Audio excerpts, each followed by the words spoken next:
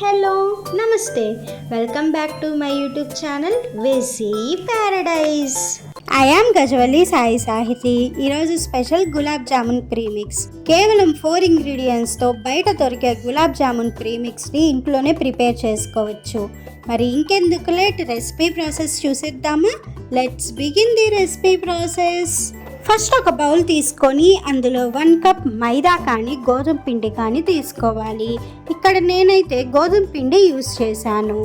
తర్వాత ఇందులో 1 cup milk powder తీసుకోవాలి. గోధుమ పిండి క్వాంటిటీ మిల్క్ పౌడర్ క్వాంటిటీ ఈక్వల్గా ఉండాలని గుర్తుంచుకోండి. మనం ఈ మిల్క్ పౌడర్ని బయట కొనాల్సిన అవసరం లేదు, ఇంట్లోనే ప్రిపేర్ చేసుకోవచ్చు. మీకు కనుక ఆ ప్రాసెస్ కావాలంటే కమెంట్ చేయండి, ఖచ్చితంగా చేసి చూపిస్తాను.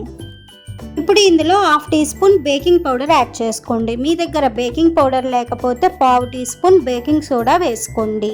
ఫైనల్గా ఒక 1/2 టీ స్పూన్ యాలకుల పొడి యాడ్ చేసుకొని మొత్తం బాగా కలిసే విధంగా మిక్స్ చేసుకోవాలి. మనం బయట గులాబ్ జామున్ ప్రీమిక్స్ని కొంటే చాలా ప్రిజర్వేటివ్స్ ఉంటాయి. అలా కాకుండా మనం ఇలా ఇంట్లోనే ప్రిపేర్ చేసుకుంటే ఎంతో హెల్తీగా ఉంటుంది. సో ఇప్పటి నుంచి గులాబ్ జామున్ తినాలి అంటే మనం భయపడాల్సిన అవసరం లేకుండా ఎన్ని కావాలంటే అన్ని ఎంజాయ్ చేయొచ్చు.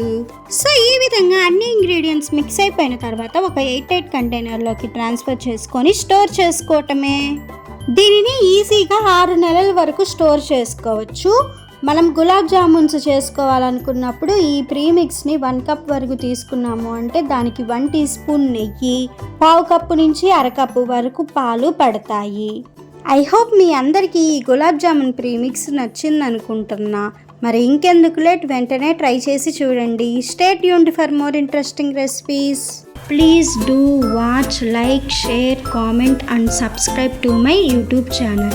Thank you for watching. Bye bye.